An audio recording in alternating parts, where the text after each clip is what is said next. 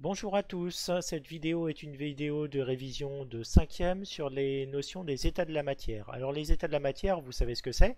C'est quelque chose qu'on vous a déjà présenté à l'école primaire et en 6e, et vous savez que la matière peut se présenter sous 3 états différents. Déjà, il y a l'état solide. L'état solide, c'est l'état de, par exemple, ce couteau suisse, ce feutre, cette pince en bois, ou ce morceau de glace qui est également à l'état solide. Alors, l'état solide, donc, c'est l'état des objets qui ont une forme définie et une forme qui ne va pas changer lorsqu'on change de récipient. Donc, c'est une grosse différence avec l'état liquide. L'état liquide, c'est par exemple l'état de l'eau dans ce récipient. Ici, on voit qu'il suffit que je penche le récipient et l'ensemble de l'eau va changer de forme pour adopter la forme du récipient. Et si je verse cette eau dans un autre récipient, l'eau liquide va prendre la forme du récipient où je vais la verser et donc garder la forme du récipient où on la met, tout en occupant seulement le bas du récipient et en laissant une surface horizontale. Alors, si l'eau liquide ne garde que la forme du bas du récipient, ça veut dire qu'elle ne va pas prendre tout le volume qu'on lui donne. Elle va quand même garder un volume limité. Donc c'est pour ça que on va dire aussi bien de ce morceau de glace que de ce verre d'eau liquide que ce sont des états condensés de la matière. C'est-à-dire que la matière ne prend pas beaucoup de place lorsqu'elle est dans ces formes-là. Et puis il y a un troisième état de la matière que vous connaissez, même si il est plus difficile à montrer, même si là en ce moment j'en ai plein autour de moi. L'air que je suis en train de respirer, c'est de la matière, mais c'est de la matière qui est à l'état de gaz. Alors, il faut bien faire attention, des fois on confond les gaz et les fumées ou les brouillards. L'eau, lorsqu'elle est sous forme de gaz, elle reste invisible. Alors, on peut faire l'expérience, je vais prendre ici une bouilloire,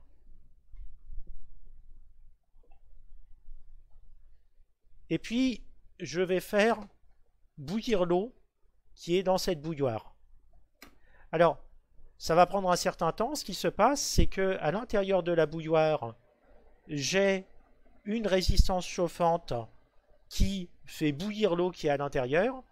Cette résistance chauffante, elle est alimentée par un fil électrique qui est branché ici en bas de ma bouilloire.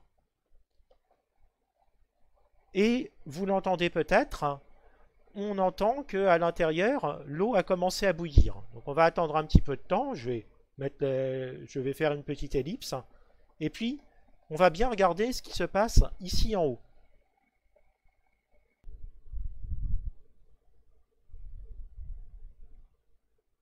Alors, vous voyez un petit peu de fumée, ça n'est pas ça la vapeur d'eau. La vapeur d'eau, il y en a réellement qui est en train de sortir de la bouilloire, et pourtant, vous ne la voyez pas. La vapeur d'eau, on peut la deviner si on laisse un objet froid posé en haut. Il va y avoir un petit peu d'eau qui va se déposer, se condenser à la surface de l'objet. Donc ici, ce n'est pas très visible sur ma pince en bois, mais il y a un petit peu de buée qui s'est déposée. Alors, ce qu'on a vu apparaître, ce n'est pas la vapeur d'eau, c'est déjà, ce qu'on voit apparaître un petit peu, c'est déjà un petit peu de cette vapeur d'eau qui s'est retransformée en liquide au contact de l'air. Donc ce sont des petites gouttelettes d'eau liquide dans l'air que l'on voit. La vapeur d'eau elle-même, elle est invisible. Pour comprendre ce qui se passe lorsque on passe d'un état solide à un état liquide ou à un état de gaz, je vais utiliser cette animation que j'ai déjà utilisée avec les élèves de 5e en cours d'année et qui nous montre un modèle de l'eau à l'échelle moléculaire. Alors qu'est-ce que ça veut dire l'eau à l'échelle moléculaire? Eh bien il faut imaginer que l'eau, donc cette eau liquide que je vous ai montré tout à l'heure, est en réalité formée d'une immense quantité de molécules d'eau. Ces molécules d'eau, on a pu prouver leur existence, même si au départ c'était uniquement un modèle. Ce qu'il faut savoir, c'est que dans ce verre d'eau que je tiens ici, ça va paraître complètement fou ce que je vous dis, mais je vous assure que c'est quelque chose qu'on peut calculer, qu'on peut prouver. Il y a plus de molécules d'eau dans ce verre d'eau qu'il y a d'étoiles dans l'univers. Alors, dans l'eau à l'état liquide, les molécules restent proches les unes des autres. On a dit que c'était une phase condensée, donc une phase qui occupe assez peu de volume, ou un état condensé, donc un état qui occupe assez peu de volume. On voit que les molécules sont en mouvement, mais elles n'ont aucun ordre. Elles restent en mouvement, mais sans aucun ordre prédéfini. À côté, ici, on a un schéma qui représente les molécules d'eau à l'état solide. Alors, de la même manière, ces molécules d'eau restent proches les unes des autres, mais on voit qu'elles suivent un ordre bien précis. Regardez, suivez ma souris. 1, 2, 3, 4, 5, 6. Et 1, 2, 3, 4, 5, 6. Il semble que ces molécules d'eau sont placées de façon à former des hexagones les uns à côté des autres. Alors voici une autre façon de représenter le modèle des molécules d'eau dans l'eau à l'état de glace. Donc on voit bien, si on se met dans cette direction, les hexagones dont je vous ai parlé tout à l'heure. Mais ce qu'il faut bien comprendre, c'est que les molécules d'eau sont réparties dans tout l'espace en 3 dimensions et que ces hexagones, on peut les voir si on se place dans des angles différents. Par exemple, si on se place comme ceci, alors c'est un petit peu moins évident, mais ils sont là. 1, 2, 3, 4, 5, 6. 1, 2, 3, 4, 5, 6. Et ces molécules d'eau donc sont réparties pour former des hexagones dans toutes les directions de l'espace. On en voit encore un autre ici. 1, 2, 3, 4, 5, 6. Eh bien, cet arrangement très précis des molécules d'eau, ça explique pourquoi l'eau a une forme propre lorsqu'elle cristallise, donc lorsqu'elle se transforme en solide. Alors c'est également ce que l'on peut voir sur cette image qui vous montre ce qu'on appelle des feuilles de givre ou parfois des fleurs de givre. C'est ce qu'il se forme lorsque du givre se forme, c'est-à-dire que lorsque de la vapeur d'eau dans l'air se transforme en glace lors des hivers très froids. On voit que l'eau a formé des cristaux avec une forme très précise, et si on regarde l'angle entre ces aiguilles de glace qui est formé, c'est le même angle que dans une étoile à 6 branches, ce que l'on peut expliquer par cette formation en hexagone des molécules d'eau dans un solide. De retour sur ce modèle des états de la matière au niveau microscopique, on peut observer une autre chose, c'est que cet arrangement au hasard des molécules d'eau dans un liquide fait qu'elles sont finalement plus proches les unes des autres que dans l'eau à l'état solide. Alors c'est une des particularités de la glace et c'est une particularité qui peut s'expliquer donc par le modèle de l'eau à l'état microscopique, mais qui correspond bien à une observation qu'on peut faire. Si je prends l'eau liquide que j'avais tout à l'heure et que je prends un morceau de glace, donc d'eau à l'état solide, ce que l'on voit, c'est que ce morceau de glace va flotter sur l'eau.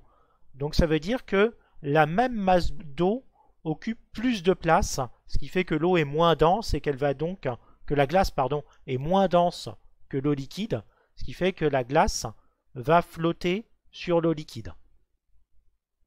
Alors, on peut continuer à regarder ce qui se passe par contre lorsqu'on passe de l'état liquide à l'état de gaz. Et ce que l'on observe, c'est que dans ce cas-là, les molécules vont prendre beaucoup plus de place. Maintenant, les molécules peuvent s'écarter autant qu'elles le peuvent les unes des autres.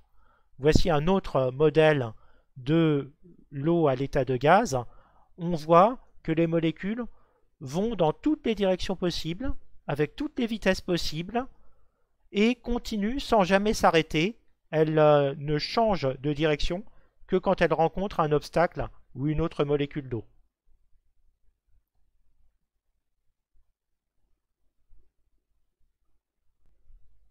Maintenant qu'on a vu à quoi ressemblent les états de la matière à notre échelle, donc à l'échelle macroscopique. Donc ça, c'était ce que je vous avais montré avec les différents exemples que je vous ai montrés au départ. Et à l'échelle microscopique, ce qu'il y a sur l'animation que je vous ai montré tout à l'heure, eh bien, il faut savoir qu'il y a tout un vocabulaire qui correspond au changement d'état, donc à ce qui se passe lorsqu'on passe d'un état de la matière à l'autre. C'est ce que je vais vous résumer au tableau maintenant. Un peu de vocabulaire maintenant. Ces trois états de la matière, solide, liquide et gaz, eh bien, la matière peut passer d'un état à l'autre. Ça va donc faire 6 changements d'état différents, dont il faut connaître les noms. Alors, ce que je vais faire, je vais commencer par écrire les noms de ces trois états de la matière. Je vais écrire en haut l'état solide, en bas à gauche l'état liquide.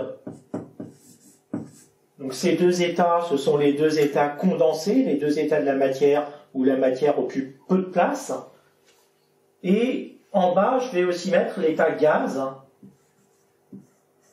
ce qui va faire que les deux états de la matière que j'ai écrits en bas sont les deux états fluides de la matière, donc les deux états où la matière se présente sous la forme d'un fluide. Et puis, je vais rajouter les noms des changements d'état. Pour ceci, je vais indiquer les changements d'état avec des flèches. J'ai donc 6 flèches à mettre, une de liquide à gaz et une autre de gaz à liquide, une de gaz à solide et une autre de solide à gaz, et enfin une de solide à liquide et une autre de liquide à solide. Maintenant, on va écrire les noms des différents changements d'état. Alors, lorsqu'on a un liquide qui se transforme en gaz, donc c'est ce qui se passe lorsque je fais bouillir de l'eau, et à ce moment-là, on appelle ça précisément de l'ébullition. C'est aussi ce qui se passe au niveau de la mer, lorsqu'il y a un petit peu d'eau de la mer qui se transforme en vapeur d'eau dans l'atmosphère. À ce moment-là, ça porte un nom différent, on appelle ça de l'évaporation. Donc pour regrouper ces deux termes, ébullition et évaporation, on va prendre un seul terme, on va parler de vaporisation.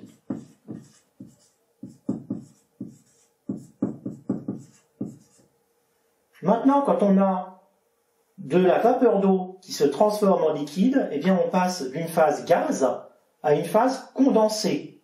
Donc, c'est ce qu'on va appeler la condensation.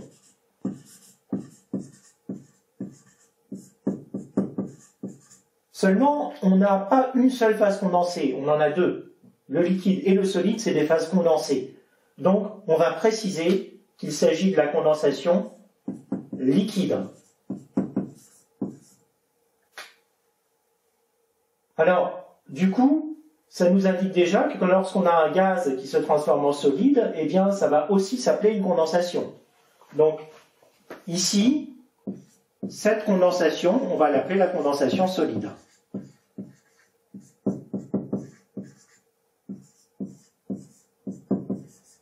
Donc, c'est le passage de gaz à solide. Maintenant, lorsqu'on a un liquide qui se transforme en solide, le terme est assez simple, on va simplement parler de solidification.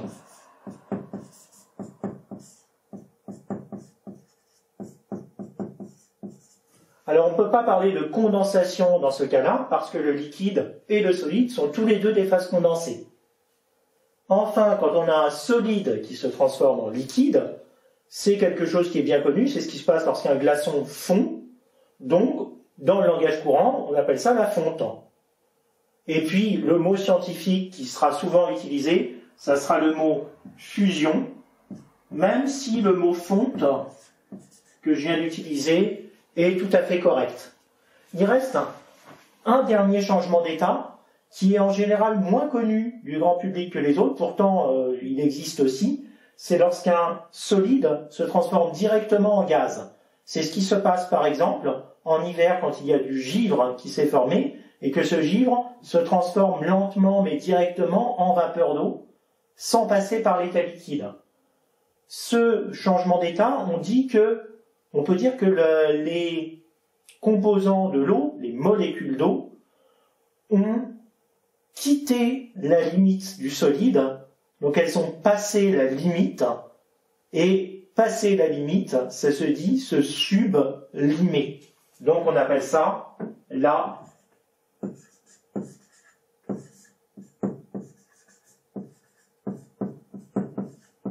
sublimation. Donc souvenez-vous, l'étymologie du mot sublime, quelque chose qui est sublime, c'est quelque chose qui est mieux que bien, donc qui a passé la limite.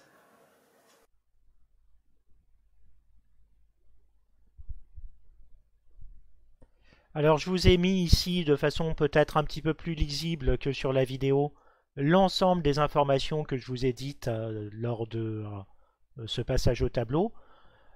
Les 3 états de la matière sont écrits dans les coins du triangle. Chaque flèche indique le nom d'un changement d'état. Et puis, j'ai également indiqué que le solide et le liquide sont ce qu'on appelle des états condensés, alors que le liquide et le gaz sont ce qu'on appelle les états fluides de la matière.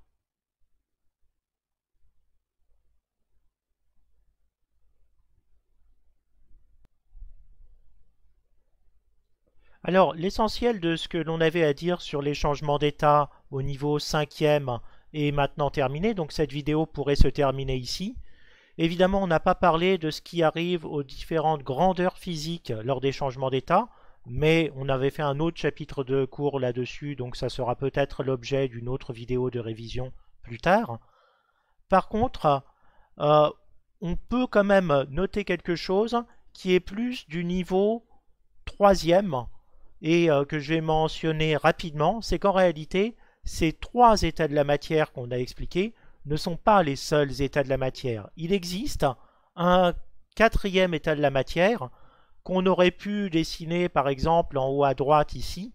C'est ce qu'on appelle l'état de plasma.